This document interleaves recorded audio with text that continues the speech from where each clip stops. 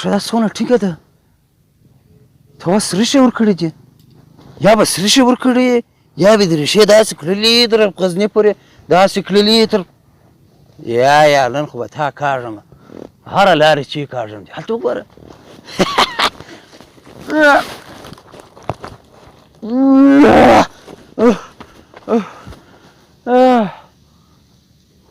څومره نکې کوچنۍ درخته ده او دونه لچګي ستا لچګي په کوم ځای کې وه ارمان چې دا زما تبر او وغیره غلو نه وای راسه بیا نه ما ستا سره کتله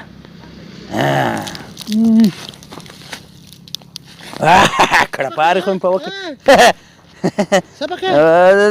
هېڅ د اوله راختلې وه مال بېرته مې پر ځای کښېکاږم تر څو د درخته غاټه سوې او دلته بس والله خو نو موږ خو هم د وطن خلک غواړو چې د خپل هېواد برابر کړو لکه شته کاږې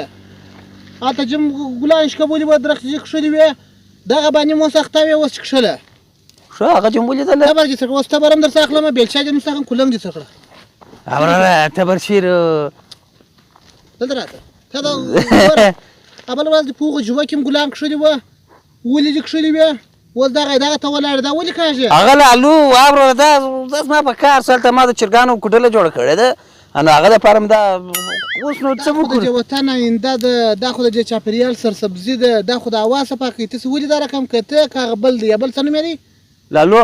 لالو نوم یې دی ګوره ته دا رقم مه کوئ دا خو د وطن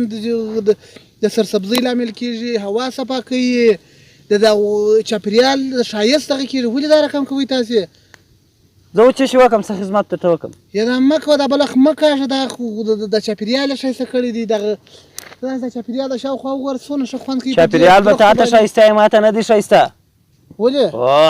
چاپېریال ښایسته دا پیشیني خبرې دلته ما ته مه کوه که کومک راسره کوې خو ونیسه که نه مه کاږه یا څنګه نه کاږم